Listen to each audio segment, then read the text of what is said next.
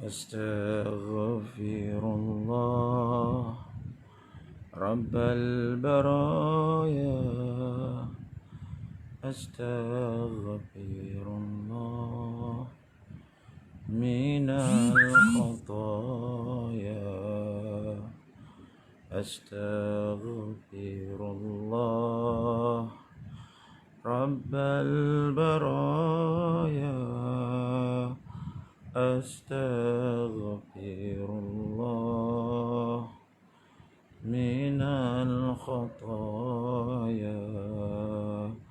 أستغفر الله رب البرايا، أستغفر الله من الخطايا.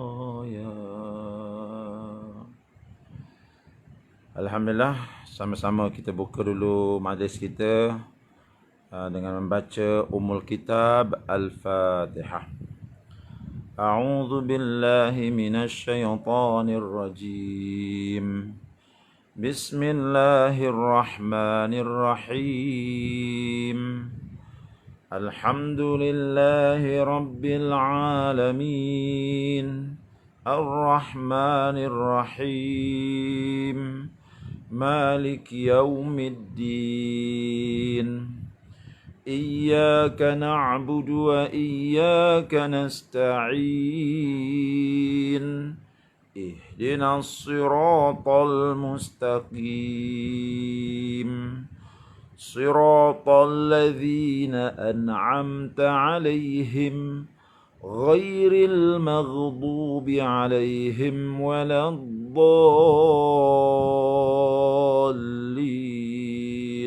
Amin. Sama-sama kita berselawat ke atas Nabi 10 kali sebelum kita mulakan pengajian hadis dari kitab Riyadhus Shalihin. Inna Allaha wa malaikatahu yusalluna 'alan nabi. يا أيها الذين آمنوا صلوا عليه وسلموا تسليما. اللهم صل على سيدنا محمد وعلى آل سيدنا محمد. اللهم صل على سيدنا محمد وعلى آل سيدنا محمد.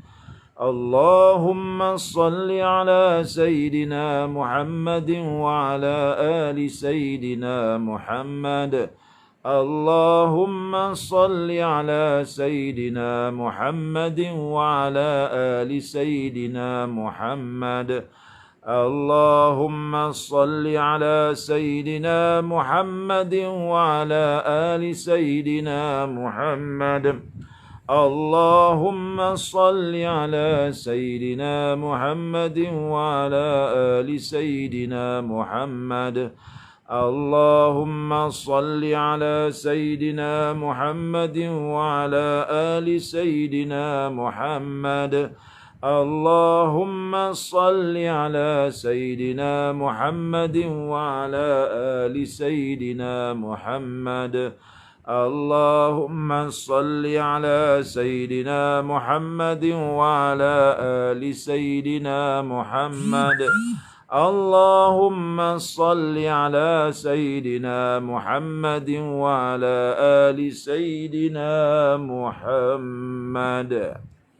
Alhamdulillah, syukur pada Allah Subhanahu wa taala pada pagi yang mulia ini dapat sama-sama kita ke udara dan insya-Allah kita akan teruskan pembacaan kita dari kitab hadis Riyadhus Shalihin, hadis-hadis yang dikumpul yang disusun oleh Al-Imam An-Nawawi rahimahullahu taala.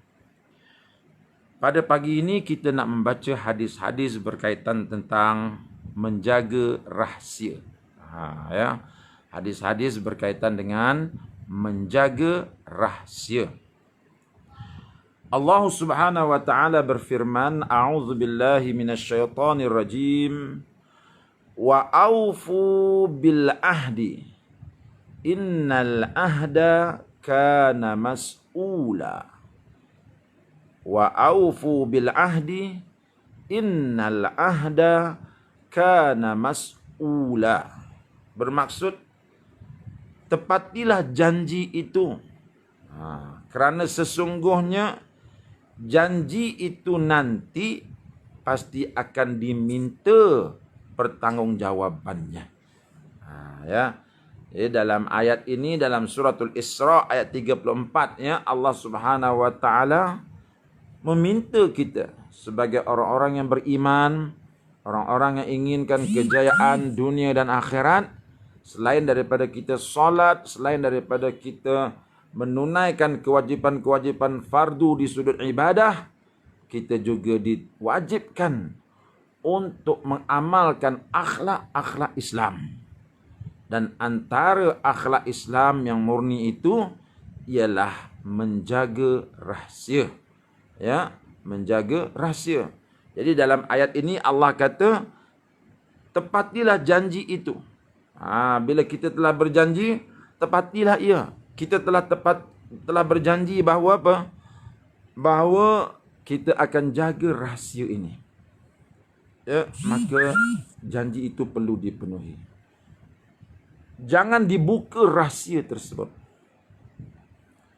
Kerana segala janji itu akan dipertanggungjawabkan di hadapan Allah Subhanahu wa taala.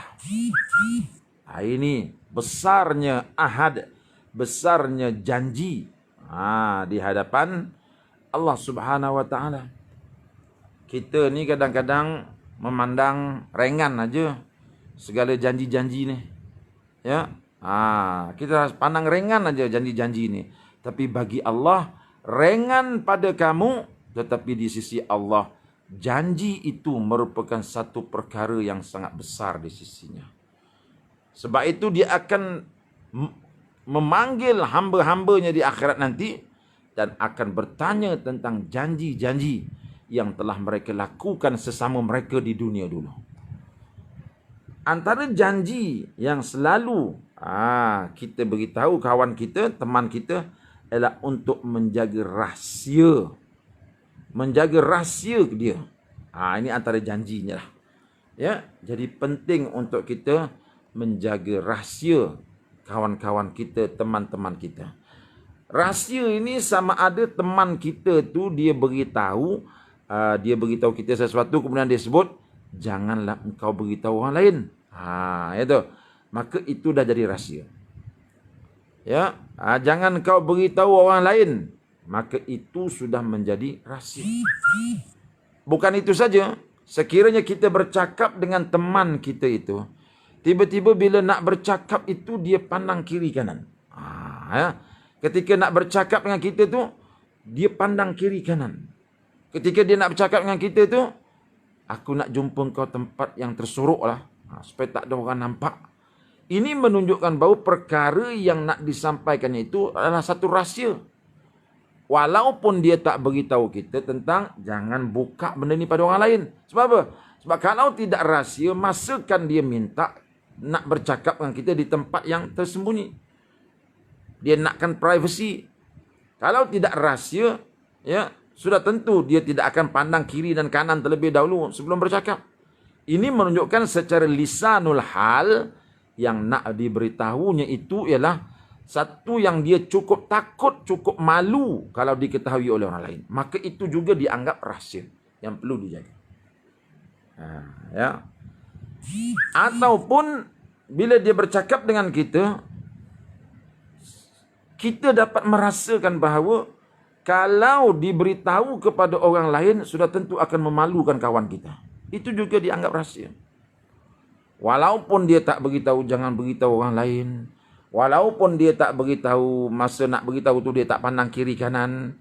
Ya, tetapi kita sebagai orang yang beriman, kita rasa kalau benda yang dia beritahu aku ni, aku pecah pada orang lain, sudah tentu akan menjatuhkan maruah kawan kita. Maka itu juga termasuk dalam rahsia yang wajib dijaga.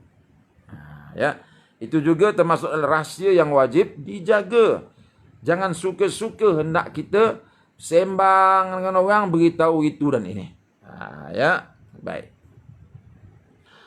Tuan-tuan yang dihormati sekalian, jadi kita fahamlah bahawa yang dimaksudkan dengan rahsia ini adalah sama ada benda itu merupakan benda yang disebut oleh teman kita secara lisan jangan beritahu orang, ataupun kita dapat faham melalui lisanul hal. Lisanul hal. Ini macam sekarang ni lah. Kita ke udara. Bila kita ke udara, maka tak ada rahsia. Ini tak ada. Apa yang kita bincang ni tak ada rahsia. Tapi andai kata satu hari nanti saya beritahu, tuan-tuan, yang kita bincang ni dalam grup kita saja. Jangan dibawa keluar. Karena mungkin perbincangan kita ni nanti disalah artikan orang di luar. Maka itu tak boleh tu. Tak boleh kita nak sebarkan kepada orang lain. Tapi setakat ini insya-Allah lah. Setakat ini insya-Allah tak ada apa yang rahsia. Nampak tu ya. Baik. Ataupun contoh.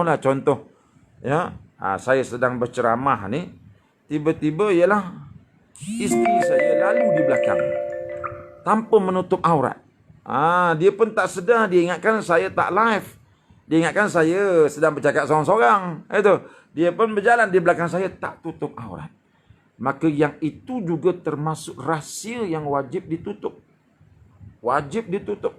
Sebab apa? Sebab itu merupakan rahsia suami isteri. Nanti terbongkar, orang akan tahu, oh begitu rambut dia, oh begitu leher dia. Kan rahsia tu. Sebab itu dalam sebahagian mazhab mengharamkan wanita Islam membuka auratnya di hadapan wanita yang bukan Islam. Walaupun sekadar membuka kain tudung, walaupun sekadar membuka betis kaki, diharamkan. Sebab apa?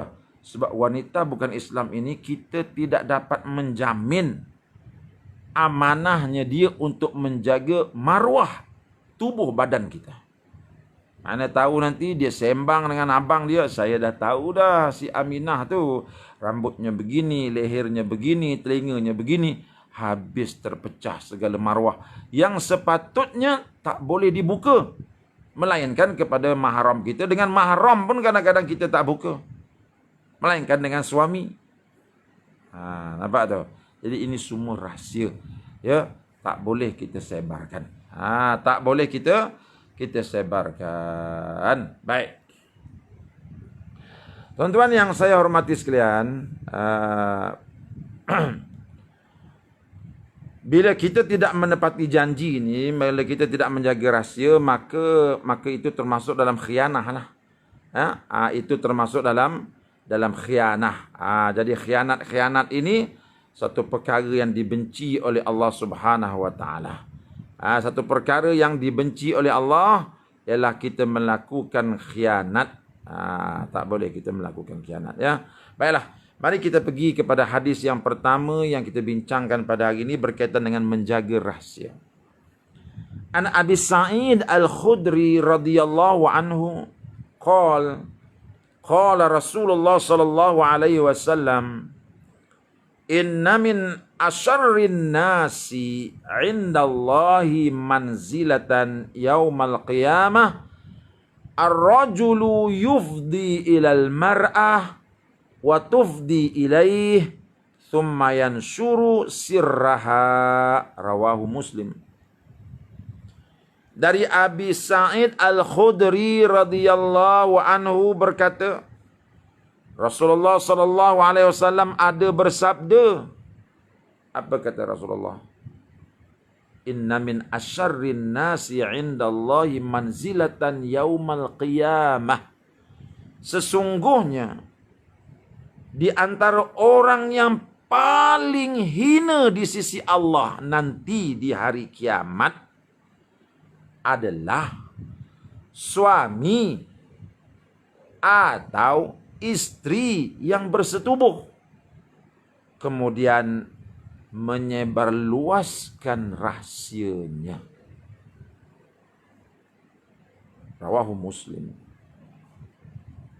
Ini orang yang paling hina nanti. Ya, ramai orang-orang yang akan mendapat kehinaan di hari akhirat.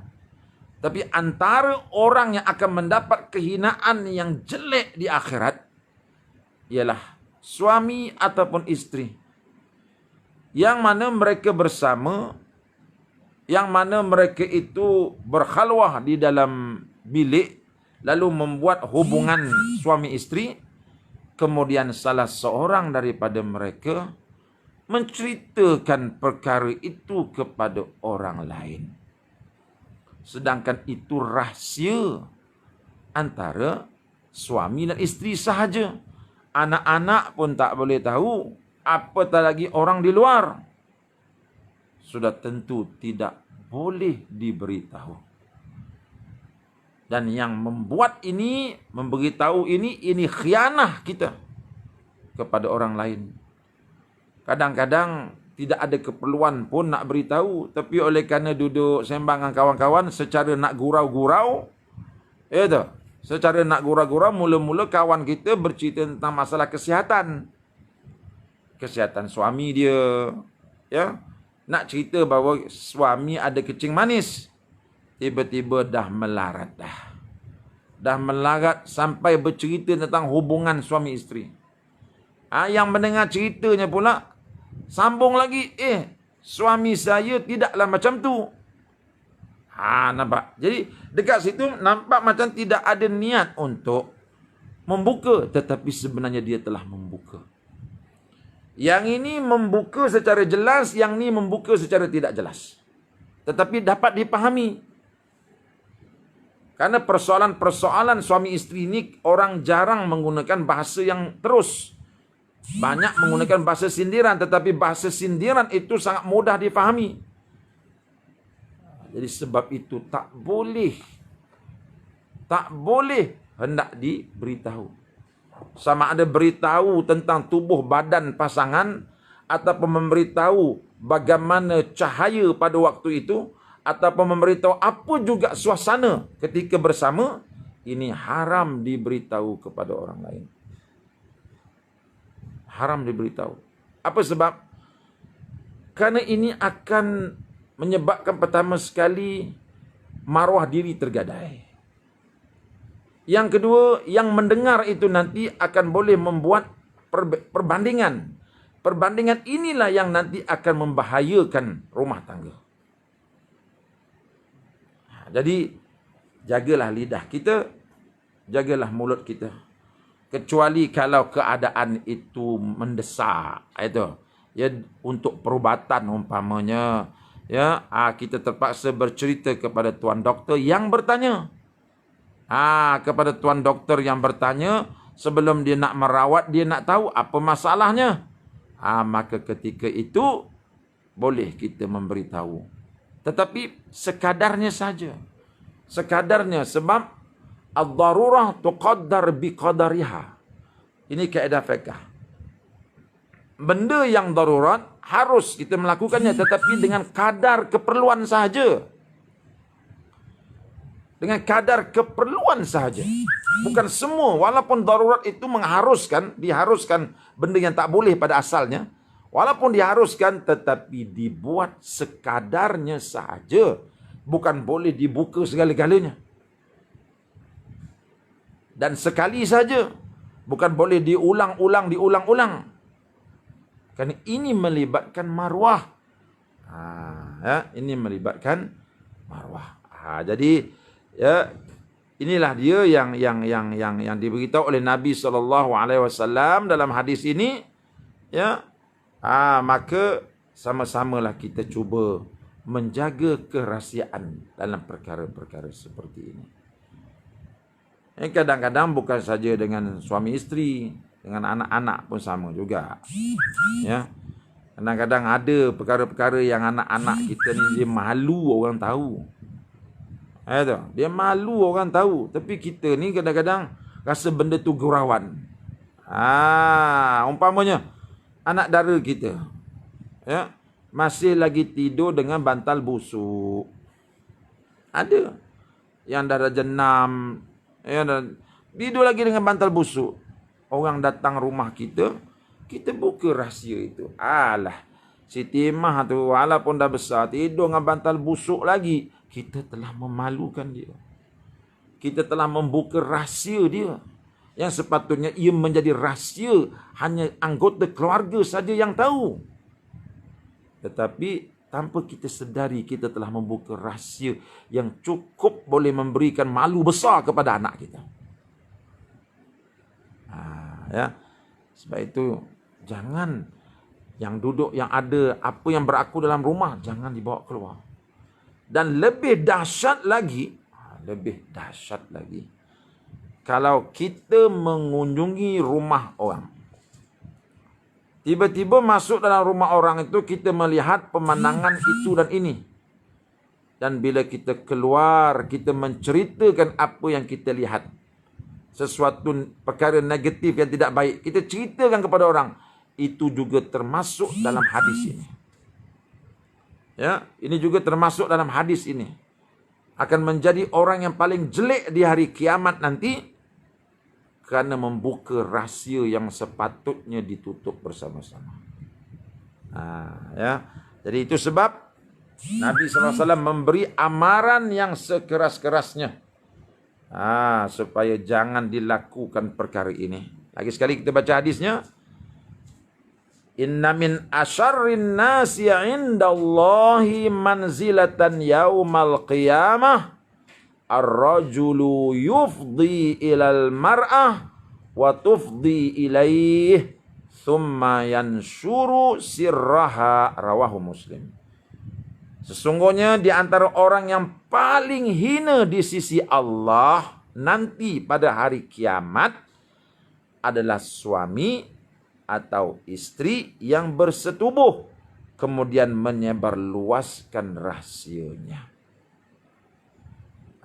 Ya, sebab itu benda-benda yang sepatutnya menjadi rahsia janganlah disebarluaskan. Ya, ingatkan anak laki-laki kita, ingatkan anak perempuan kita, kalau basuh baju tu bukan semua baju boleh disidai dekat luar. Bukan semua baju boleh disimpai, disidai di ampaian luar tu. Baju-baju yang boleh menjadi rahsia disidai di bahagian dalam. Ini rahsia yang bukan boleh diberitahu kepada orang apa warnanya, macam mana, jenis apa. Ini rahsia. Begitulah kehalusan akhlak di dalam Islam. Ya. Jadi bayangkan kalau kita jaga yang halus-halus ini, maka insya-Allah akhlak yang besar-besar tu nanti pun kita dapat menjaganya.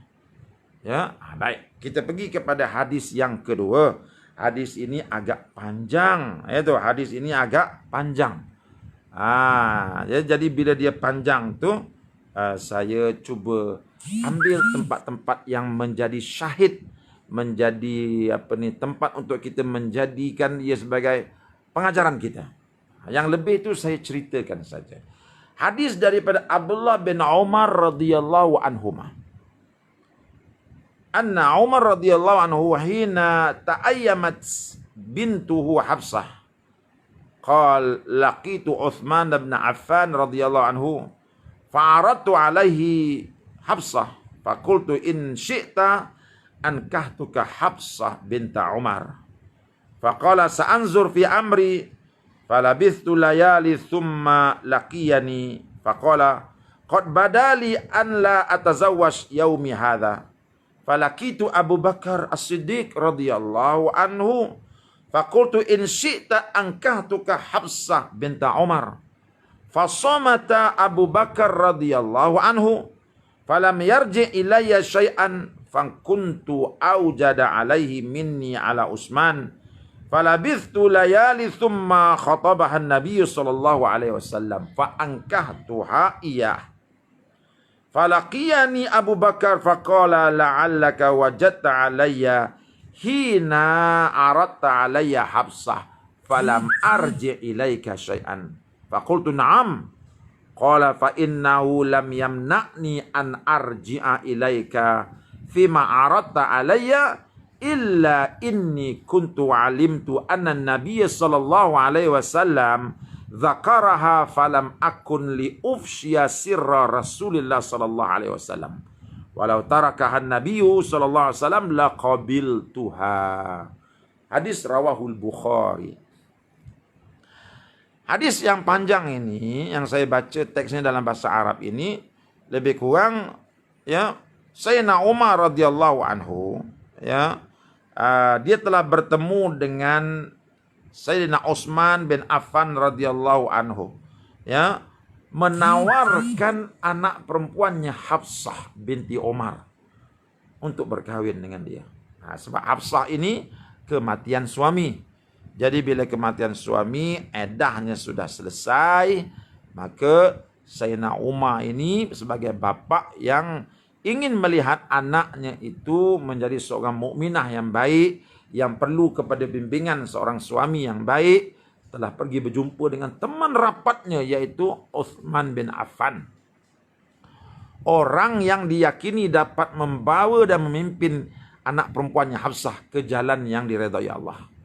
Maka bila dia memberikan tawaran itu, bila dia berikan tawaran itu, maka Utsman kata, nantilah aku fikir-fikirkan. Itu. Dia kata apa? Ta'anzuru fi amri. Nantilah aku fikir-fikirkan. Selang beberapa hari ia menemui saya dan berkata, sudah jelas saya tidak akan menikah saat ini. Jadi tak berapa hari lepas itu Utsman bin Affan jumpa dengan Umar. Ya Umar, saya tak dapatlah anak berkahwin. Sebab sehari dua hari ni memang tak boleh lah. Jadi dia memberikan kata uzur kepada Sayyidina Umar. Sayyidina Umar tak ada masalah. Ya, dia hanya menawarkan anaknya. Ya, ini merupakan satu perkara yang baik, bukan tidak baik. Sebab bila kita tahu pada seorang itu ada kesolehannya, ada kemampuannya, apa salah kita menawarkan anak kita? Ya, sebab tujuan kita bukan apa, bukan untuk hartanya, bukan untuk pangkatnya, tetapi kita nampak orang ini boleh bawa dia ke jalan yang diredai oleh Allah. Tidak menjadi satu aib. Orang tak katalah, orang kata pergi cari timba lah, apalah, tidak. Bukanlah Umar buat perkara yang haram, tidak. Sebab dia melihat, dia nak mencari siapa lelaki yang boleh bawa anak dia kepada jalan yang Allah redai. Dia lihat sahabat baiknya. Cari sahabat baik dululah. Itu kalau sahabat jauh, kita tak tahu dia soleh ke tidak. Keadaan diri dia kita tak tahu. Tapi Utsman bin Affan rapat dengan Umar. Maka dia tahu Utsman ini boleh bawa anak dia ke jalan yang baik. Sebab tu dia tawarkan. Tapi Utsman, seorang laki-laki yang cukup beradab, apabila Umar menawarkan, dia kata, sa'anzuru fi amri. Nanti aku fikir-fikirkan dulu. Dia tak tolak terus. Sebab kalau tawarkan anak, waktu tu juga tolak, maka agak kasar. Agak kasar. Utsman bin Affan, seorang laki-laki yang cukup berbudi bahasa. Dia boleh tolak waktu tu mungkin, tetapi budi bahasa. Kalau ditolak pada waktu tu, nampak sangatlah Umar ini terhege-hege. Ya, dia tak nak bagi nampak benda tu. Sebab tu dia kata, Umar, beri saya beberapa hari, saya fikirkan. Setelah berjumpa, setelah beberapa hari, Utsman bin Affan memberitahu, ya, qad badali alla atazawwaja yaumi hadha. Nampaknya aku rasa, ya, dalam masa terdekat ni aku tak boleh kahwin lah. Mana dia menolaklah tawaran Sayyidina Umar itu. Kemudian kata Sayyidina Umar, falaqitu Abu Bakrin As-Siddiq radhiyallahu anhu. Aku pergi berjumpa dengan Abu Bakar As-Siddiq pula. Dia berjumpa dengan Sayyidina Abu Bakar. Lalu dia kata apa? In syi'ta ankahtuka Hafsata binta Umar. Wahai Abu Bakar, jika engkau nak, aku boleh kahwinkan anak aku dengan kau. Macam mana? Macam mana? Fasomata Abu Bakar radhiyallahu anhu. Sayyidina Abu Bakar tak jawab. Sayyidina Abu Bakar diam saja. Sayyidina Abu Bakar tak jawab. Kalau Sayyidina Utsman tadi dia jawab. Nantilah dulu, bagi saya fikir sehari dua hari. Kemudian dia bagi jawapan, tak jadi. Sayyidina Abu Bakar diberikan tawaran, fasomata, dia diam, tak nak jawab. Falam yarji ilayya syai'an, dan dia tak jawab apa pun. fakuntu aujada alaihi minni ala Utsman. Kemudian Sayyidina Abu Bakar kata apa? Aku rasa sedikit tersinggung lah.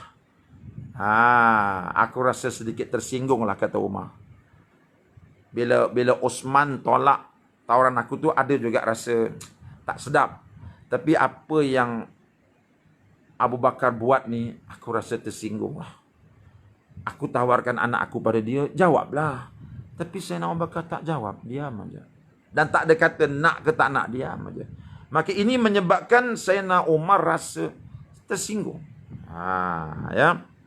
Falabithtu layali thumma khatabaha Nabi sallallahu alaihi wasallam.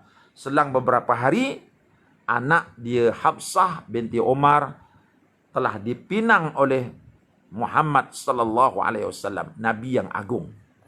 Itu.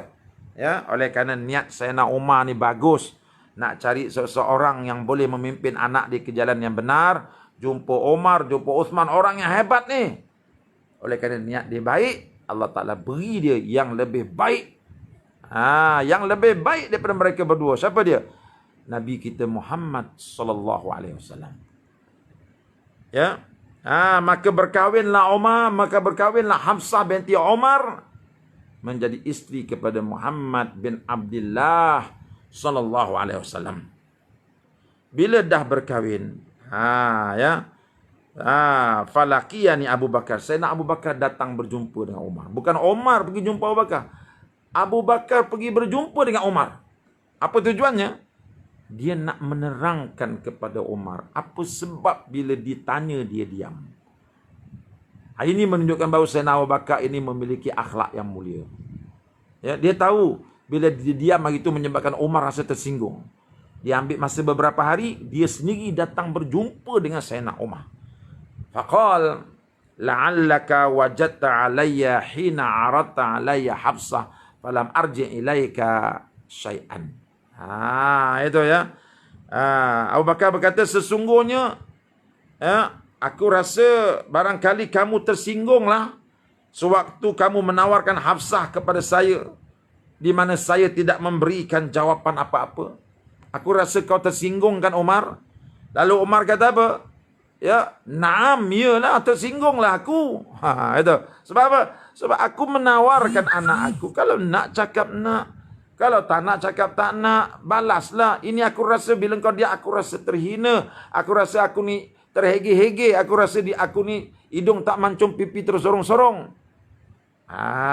Itu.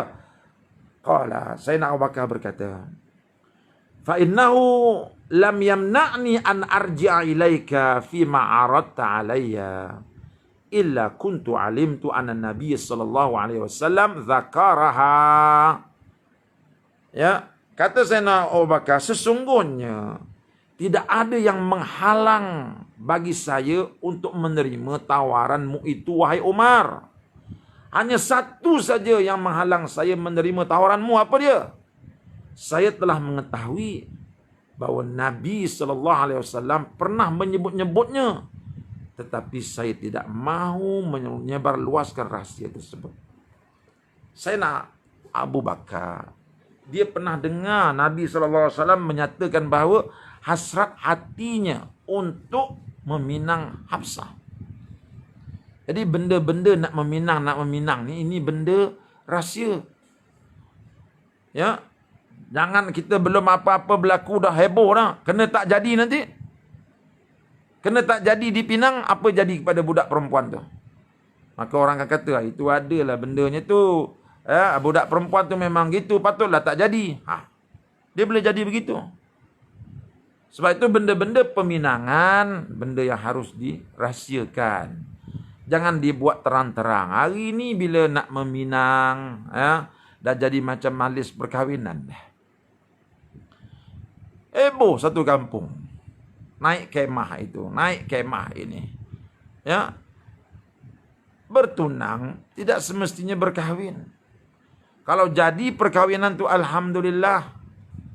Tapi kalau tak jadi, apa akan jadi pada teruna dan dara ini? Sudah tentu akan memberikan suatu tanggapan buruk masyarakat kepada mereka. Ini budak perempuan ni lah ada masalah ni. Ini budak laki-laki ni lah yang bermasalah. Nanti bagaimana dia nak mencari pasangan yang lain selepas itu. Ataupun kerana kita ni suka nak menghebohkan pertunangan, mungkin ada yang mendengki. Mungkin ada yang rasa si perempuan itu lebih layak dengan dia. Tiba-tiba telah dipinang oleh orang lain, rahsia telah terbuka, maka peluang yang ada sebelum mereka diijab kabulkan, mungkin dia akan guna berbagai cara untuk merampasnya kembali. Maka berlakulah sihir menyihir, maka berlakulah pertumpahan darah. Kan tidak baik. Sebab itu Sayyidina Abu Bakar, dia dengar Nabi SAW ada beritahu hasrat dia nak meminang Hafsah. Bila habis iddah nanti, dia nak pinang Hafsah. Maka bila dia tahu benda tu, ya, sebab itu aku diam saja. Bila engkau tanya, aku tak nak jawab. Dalam hati Sayyidina Abu Bakar tu, memang dia pun nakkan Hafsah. Itu sebab dia tahu Hafsah ini datang daripada keluarga yang baik-baik. Ya, bapaknya Umar, sudah tentu Umar ini bijak mendidik anaknya. Tidak rugi kalau Abu Bakar mengambil Hafsah menjadi isteri. Tetapi bila dia mendengar Nabi SAW memberitahu hasratnya untuk memiliki Hafsah, maka ini merupakan satu rahsia yang perlu dijaga oleh Abu Bakar. Dan Sayyidina Abu Bakar terpaksa berundur ke belakang, berikan apa pun pada Nabi dahulu. Tak adalah dia nak berebut. Ya. Sayyidina Abu Bakar sambung lagi, dia kata apa? Falam akun li ufsya sirra Rasulullah sallallahu alaihi wasallam. Ya, saya tidak mahu menyebut menyebarluaskan rahsia Nabi sallallahu alaihi wasallam. Tak mahu saya. Saya tak nak beritahu siapa pun bahawa Nabi ada hasrat nak meminang Hafsah. Saya tak nak beritahu. Sebab itu saya tutup mulut saya, tutup daripada berkata-kata. Awak tanya macam mana pun saya takkan bercakap. Selang beberapa hari Nabi masuk meminang Hafsah. Kata Sayyidina Abu Bakar, walau tarakahan Nabi sallallahu alaihi wasallam laqabiltuha. Seandainya Nabi sallallahu alaihi wasallam tidak mengambil Hafsah sebagai isteri, nescaya saya akan menerimanya. Ini menunjukkan Sayyidina Abu Bakar ini, ya, sangat-sangat kuat menjaga rahsia. Ya, sangat kuat menjaga rahsia. Ya, kita ada sedikit masa lagi untuk membaca hadis tentang menjaga rahsia ini. Seronok juga. Itu ya. Mari kita pergi kepada hadis yang seterusnya. Hadis ini pendek, kita boleh baca semuanya insya-Allah. Baik, tuan-tuan.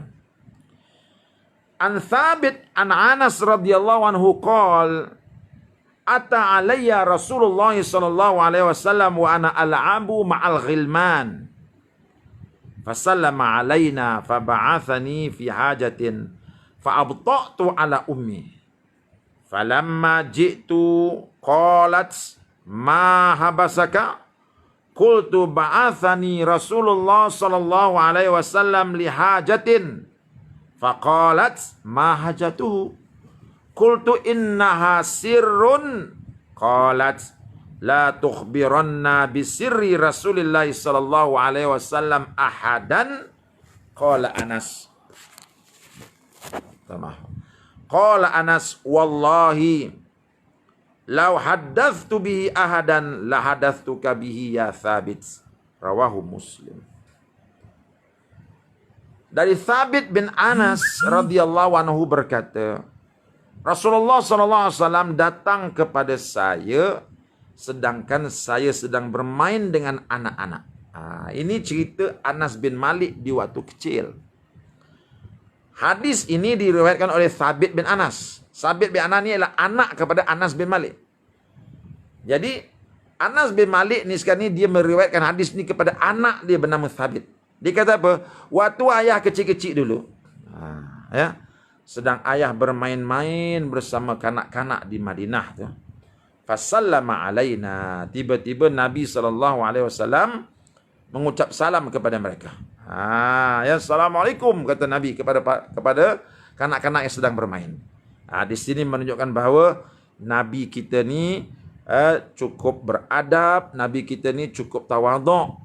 Walaupun dia tu nabi, dia orang dewasa, dia orang mulia, tapi bila dia yang mendatangi kanak-kanak, maka dia bagi salam dulu. Tak adalah dalam hati dia, aku ni lebih besar daripada dia, dia kena bagi salam. Tak ada. Nabi kita akhlaknya tawaduk. Ya, dia yang mendatangi kanak-kanak, dialah yang bagi salam. Dia berjaya merendahkan ego dalam diri dia. Maka fasallama alaina, Nabi SAW menyampaikan salam kepada kami. Kemudian faba'athani fi hajatin, maka dia menyuruh saya untuk melakukan satu tanggungjawab. Macam dia kata, "Nah, boleh tak awak buat ini. Boleh tolong saya?" Maka Anas bin Malik pun ketika itu pergi buat kerja. Ya, pergi buat apa yang diarahkan oleh Nabi SAW. Kata dia, bila aku buat benda tersebut, aku laksanakan arahan Nabi itu, fa'abta'tu alayya ala ummi, ya, sehingga aku terlambat untuk berjumpa dengan ibu. Ibu Anas bin Malik ni bernama Ummu Sulaim. Ya, Ummu Sulaim ni berkahwin dengan Sayyidina Talha bin Ubaidillah. Ya, maka dia terlambat. Terlambat dia untuk bertemu dengan ibu dia. Lalu mak dia tanya, itu, "Ma habasaka, apa yang menyebabkan kau lewat ni?" Qultu ba'athani Rasulullah sallallahu alaihi wasallam di hajah. Saya terlewat ni, mak, sebab Nabi SAW minta saya buat ini dan ini. Jadi saya pun tolonglah Nabi. Maka faqalat, maka ibu dia pun tanya, "Ma hajatu, apa hajat Nabi yang kau tunaikan tu?" Itu, Nabi suruh buat apa? Qultu inna hasirun. Kata Anas, "Tak boleh. Itu rahsia. Saya tak boleh beritahu pada ibu." Nampak? Ini Anas bin Malik dididik oleh Nabi SAW daripada kecil untuk menjaga rahsia. Hatta yang bertanya tu ibu dia. Dia kata tak boleh. Inna hasirun. Itu rahsia. Qalat, maka mak dia ni seorang wanita solehah. Tak adalah dia terus cungkil. Beritahulah sikit. Itu. Atau memberitahulah dia punya tanda-tanda dia. Itu kadang-kadang kita begitu. Beritahulah sikit. Alah ni kan mak, apa salahnya beritahu? Kalau tak nak beritahu semua, beritahu sikit-sikit sajalah. Beritahu dia punya remang-remangnya sudahlah. Tak boleh. Anas bin Malik kata inna sirrun, dan mak dia ni wanita solehah. Apa kata dia? La tukhbiranna bisirri Rasulullah SAW ahadan. Wahai anakku, aku berpesan kepada kamu, jangan kamu khabarkan kepada sesiapa pun tentang rahsia Nabi SAW.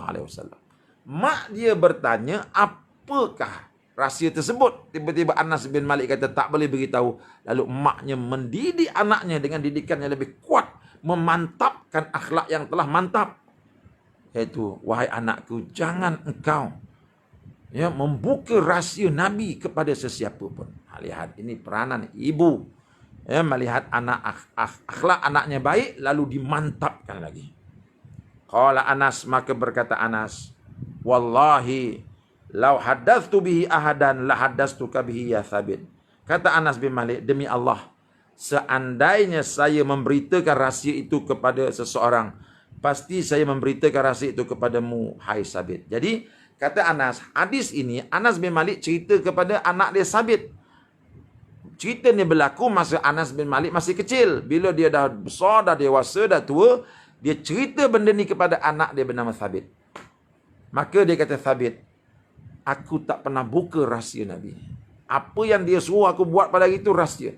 Kalaulah aku membuka rahsia ini kepada orang lain, nescaya aku akan buka rahsia ini kepada engkau juga. Tetapi kepada engkau pun tidak. Walhal benda itu sudah lama berlaku.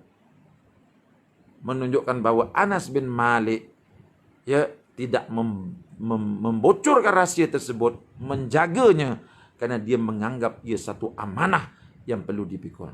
Dan setiap amanah itu akan ditanya di akhirat nanti.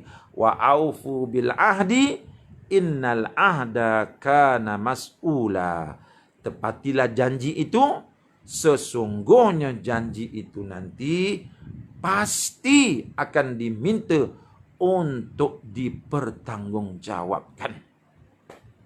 Jadi insya-Allah 3 hadis yang kita dengar tadi mudah-mudahan akan dapat memberi pengajaran terbaik kepada kita untuk kita menjadi mukmin yang mengamalkan salah satu pada akhlak Islam yang penting dalam hidup kita, iaitu menunaikan janji.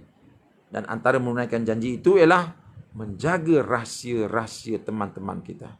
Menjaga rahsia teman-teman kita, walaupun dia tak beritahu jaga, tetapi kita tahu kalau rahsia ini, kalau perkara ini ditahu oleh orang lain, tentu akan menyebabkan dia malu. Itu juga termasuk dalam rahsia yang wajib dijaga, walaupun dia tak pernah beritahu, benda itu perlu dijaga. Jadi insya-Allah inilah perkara yang kita belajar hari ini, dan sama-sama kita amalkan, dan kita boleh sampaikan maklumat ini kepada teman-teman kita yang lain. Boleh share video ini, kerana selagi video ini membawa ajaran didikan yang baik, elok kita share. Dia bukan satu rahsia, ya. Itu saja. Aqulu qauli hadza wa astaghfirullahal azim li wa lakum. Assalamualaikum warahmatullahi wabarakatuh. Kita jumpa lagi.